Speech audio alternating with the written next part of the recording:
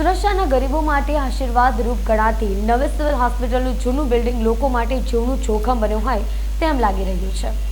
સતત પડી રહેલા વરસાદને પગલે હોસ્પિટલની છતમાંથી પાણી ટપકી રહ્યું છે। સુરક્ષાના ગરીબ લોકો માટે આશીર્વાદરૂપ ગણાતી નવી સિવિલ હોસ્પિટલનું જૂનું બિલ્ડિંગ લોકો માટે જીવનું જોખમ બન્યું હોય તેમ લાગે છે, કારણ કે જૂની બિલ્ડિંગ ખૂબ જ જર્જરિત થઈ હોવાને કારણે અવારનવાર સ્લેબના પોપડા પડવાની ઘટના સામે આવી રહી છે। સતત પડી રહેલા વરસાદને પગલે હોસ્પિટલની છતમાંથી પાણી ટપકી રહ્યું છે। ત્યારે થોડા દિવસ પહેલાં જ ડાયાલિસિસ કરાવતી એક મહિલા પર સ્લેબના પોપડા પડ્યા હતા, જો કે સદનસીબે ઘટનામાં મહિલાને મોટી ઈજા થઈ ન હતી। બીજી તરફ ડાયાલિસિસ વોર્ડના પાછળના ભાગે આવેલા પિલ્લર થોડા દિવસો પહેલા ધડાકાભેર ધરાશાય થયો હતો। ત્યારબાદ આ પિલ્લરની જગ્યા પર 2 લોખંડના થાંભલા મૂકીને બિલ્ડિંગને ટેકો આપવામાં આવ્યો છે, તો જૂની બિલ્ડિંગના મોટાભાગના પિલ્લરો પણ ફાટી ગયા છે। ત્યારે જોવાનું એ રહે છે કે ક્યાં સુધી દર્દીઓ આ જૂની બિલ્ડિંગમાં જીવના જોખમે સારવાર લેતા રહેશે।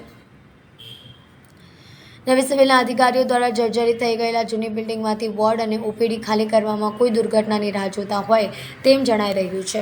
દરમિયાન જૂની બિલ્ડિંગમાં ચોથા માળે E4 વોર્ડમાં અને F4 વોર્ડમાં દર્દીઓને સારવાર અર્થે દાખલ કરવામાં આવ્યા છે, જો કે બંને વોર્ડની અંદર અને બહાર પેસેજ સહિતની કેટલીક જગ્યાએ વરસાદી પાણી ટપકી રહ્યું છે।